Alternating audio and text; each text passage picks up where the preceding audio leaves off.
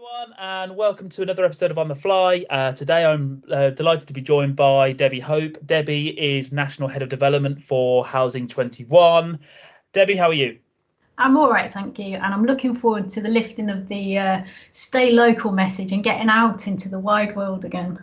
Yes, getting out to play, as it were. But to Debbie, obviously, we've known each other for a few years now. We've been talking and talking and talking. And a conversation that me and you have had recently that was kind of led to us having this video really was around women in construction, how certain housing associations seem to promote that they're advocates of women in construction, women in property, as it were. But do you think that they can go on and do more, or do you think that they're doing enough? I think it's a massive topic and we could talk about it for hours, but we're time limited. I think if you're going to be female and interested in the construction world, that working for an RP is a good starting place. You're going to get lots of support, there's going to be lots of training, and if you come across any issues, you're going to be talking to the right people about how to address those. But I still think there is more that can be done, because I think the statistics speak for themselves. And it's also about the finer nuances of what is construction and what is development and where you fit. So looking at our own situation at Housing 21, if you look at the Development Directorate, the numbers are pretty evenly split, male and female. And that's great. And we could sit back and be quite smug about it. But then when you start to look at the detail underneath that, in the development team, as in the new business side of things, 50-50, as you would expect. But in construction, 100% male. And in sales, I think it's 87% female. So whilst the directorate as a whole is it looks good in terms of development, 50-50, there's still that traditional bias happening by default maybe, or unconscious bias is there. I think there's lots to be done generally, and I think housing associations can always help and always improve, because we're all learning and every day is a school day. But I think it goes right back to education system and promotion and what people are shown as avenues for exploring in terms of skills and confidence and careers. And even now, I've got a 17-year-old coming up 18-year-old at college, and when they're talking about what are you going to do, don't see many people going in and promoting construction anyway, and even less people going in and promoting it from a female perspective. So yes, there's lots you can do. I think in the here and now, from people like me and you, what are we doing at Housing 21? Even though we're aware of it, we've just gone through a recruitment process for our assets team.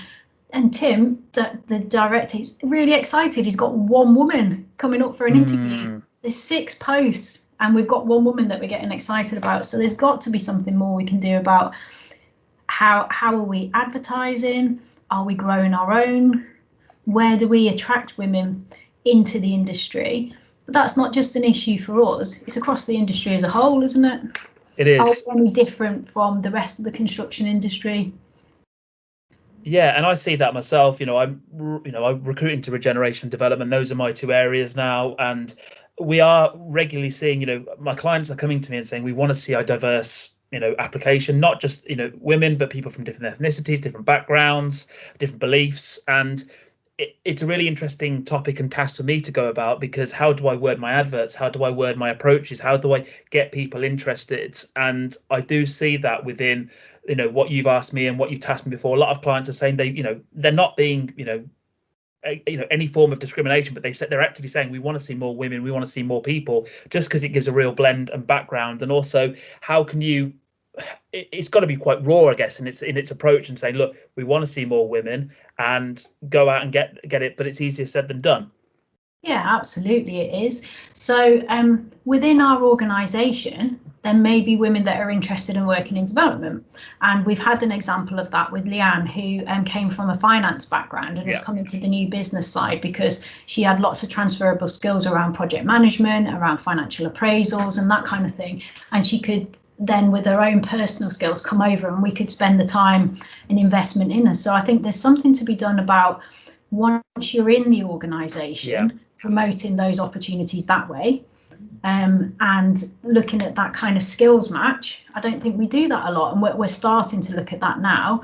So who's got the right skill set, even if they haven't got the experience, and they have the passion for the company, and they've got the right understanding of the company ethos and our own values. If they've got all of that, but they just need a bit of technical training, jobs are good, isn't it? So I think we should be looking at stuff like that. And I think just that kind of promotional thing, being very British, we're not very good at cheerleading and promoting ourselves, are we?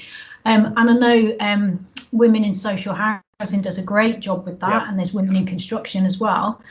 But that seems to be talking to the converted and talking to women and helping support women, which is definitely necessary. How about going into the kind of, the thick of the male dominions and saying, hey, what do you think? And how are you going to help us do it? And getting them to lead might be an example. So from your perspective, are you seeing a number of women coming forward saying they want to work in construction, but they can't find a job? Yes and no. And it's funny just going back to those organisations, because I agree. And, Greenacre work with the CIH, we work with Wish, and they've actively said, look, we don't get anybody from the asset side or development side. It's always people from in the housing, customer services, those more forward-facing roles than, the bricks and mortar, I guess, of housing. So we've been tasked ourselves with how do we approach that. And I think, you've just got to take it on, really, get involved. And if people are, open to it, great. If they're not, I think we've got to a point where it's going to be very difficult to turn certain minds and certain heads, especially more traditional views, I guess, as well. But when it comes to what are we how can we go about doing it, and what we seeing?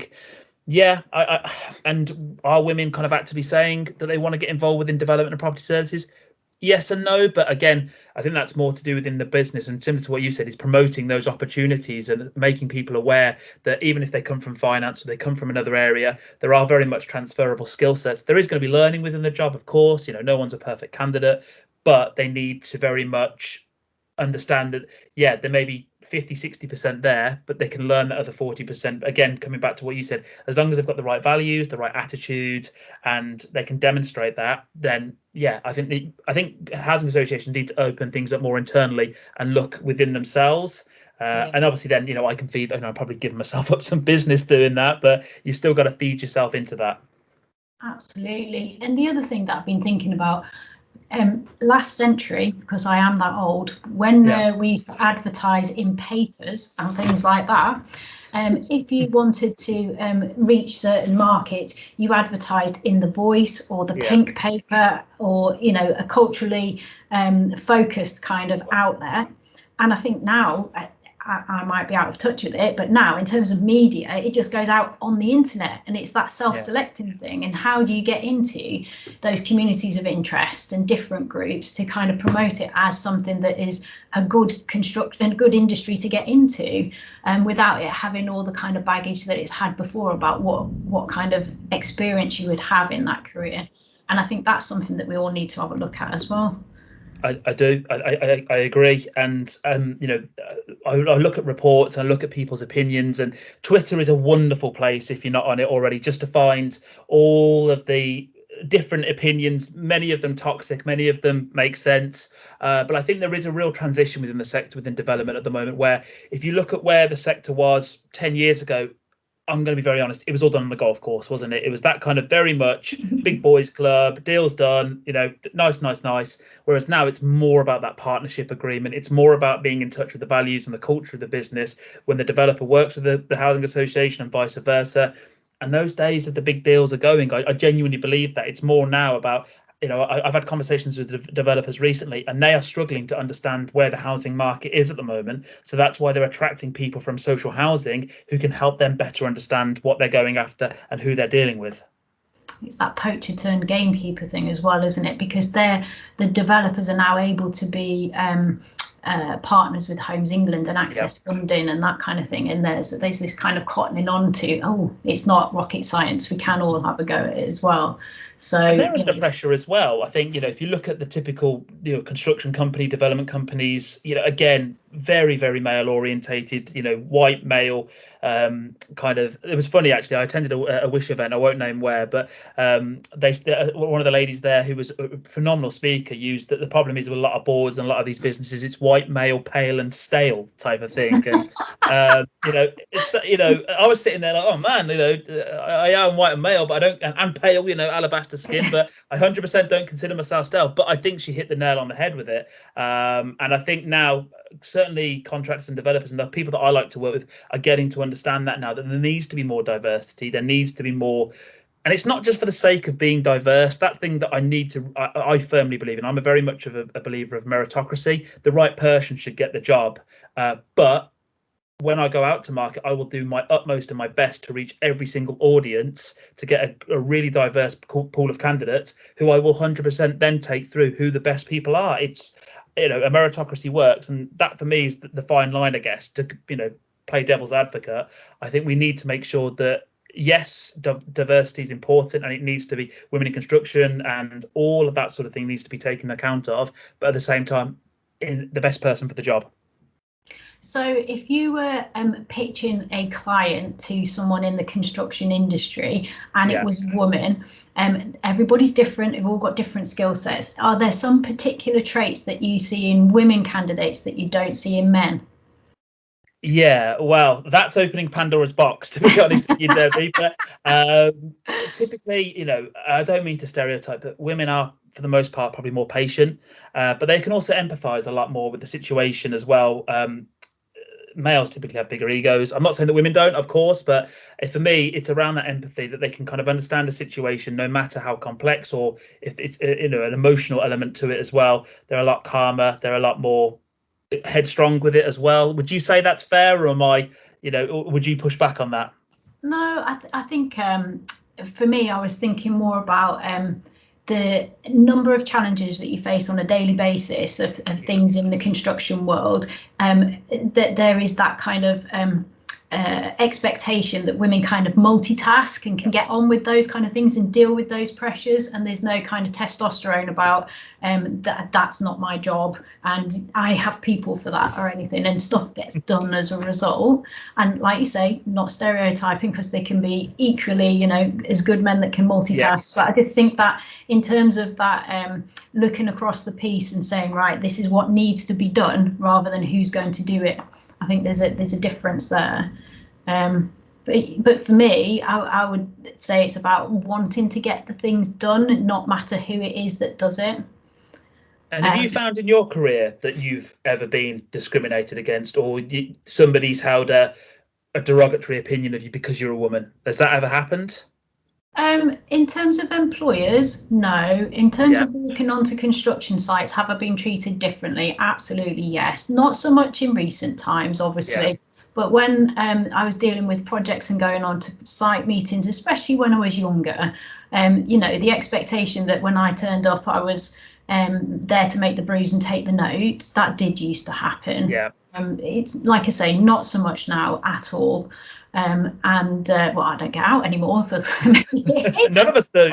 It's a long time since I've been anywhere, but not so much now. And I think apprenticeships and the kind of training people from the ground up has really helped with that, because you can have expectations about like the age of someone, and actually they're a graduate trainee that's done really well and been trained from the all the shop floor experiences and all the way up, so they've got a really good grounding. Just because they're babyface doesn't mean. And in the same with any other kind of group, I think the old kind of stereotype of the boss being the gnarly one that's been around forever is gone, and should have gone as well, because it, like you say, it's about experience and skill set. But in the past, definitely. But me being me, and I think maybe because of how I was brought up in quite a male-dominated world, I usually manage to be quite sarcastic and burst that bubble quite quickly. I've got that from you a few times in our years of working together, Debbie. So yes, I've been on the sharp end of it, as it were.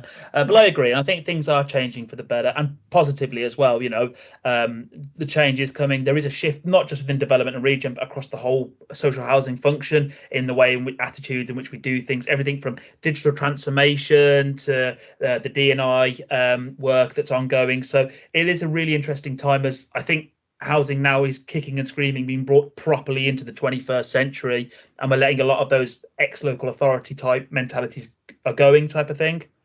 Yeah, and I think flexible working and the approach to working has really been helped by COVID, and I'm kind of hoping that change in attitude about not being in a particular club to make sure that stuff's happening will break down some of that a little bit more, because the ability to work flexibly in terms of hours, never mind location, is obviously going to help in terms of the kind of female representation in the industry, because, for good or ill or whatever, the childcare and family kind of care still tends to fall in the main on females, and so having that ability to work up till 3 and then start again at 4 as an employer, offering those kind of flexibilities so that you've got the opportunity to move children between childcare or whatever it is, those kind of things have got to help, haven't they? And I think that the COVID situation has made a lot of people change their mind about ways of working and the attitude to that, and I think that's a good thing, and one of the things we need to hold on to as we come out of all the hideousness.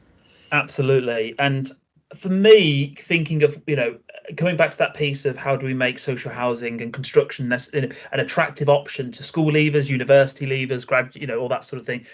If you could sum up in a few words, why is social housing and specifically construction a sexy career to go down? There's in a few words, sum it up. In a few words, I would say, if you want a job that is interesting, varied, never the same on any one day, and you leave a lasting legacy where you can go around going, I did that, look at that, then that's the job for you. You can see the impact you've had on someone's life. You can see the impact you've had on their health and well-being, on their economic status, on their ability to live the life that they want to live, because you did something, even if it is from a bedroom like this, you've had that impact.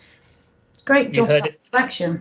You heard it here, folks. That's going to be the tagline over the next few years. But Debbie, as I asked all my guests, and I don't think we are, but are you on Twitter? Are you a regular tweeter? Are you on social media, or do you kind of keep yourself away from that world? I'm more of a stalker than a poster. I love reading it all. I am on there. I am on Twitter. I'm definitely on LinkedIn. And then I keep Instagram and Facebook for my own private side of things. Absolutely. But I'm on Twitter, and I was pushed into it, I guess. But now I post now and again, but I'm like you. I more read opinions and see what people are saying out there, just because you can open a whole kettle of fish getting involved with some of the comment sections, as it were. Absolutely. But look, I really appreciate you coming on today and just having a chat. It's always good to talk. I think you've got some really interesting opinions, and it's good to see that we are seeing some shift in the market, but again, there's more to be done. Absolutely. Thank you. Okay, stay safe. Bye. Bye.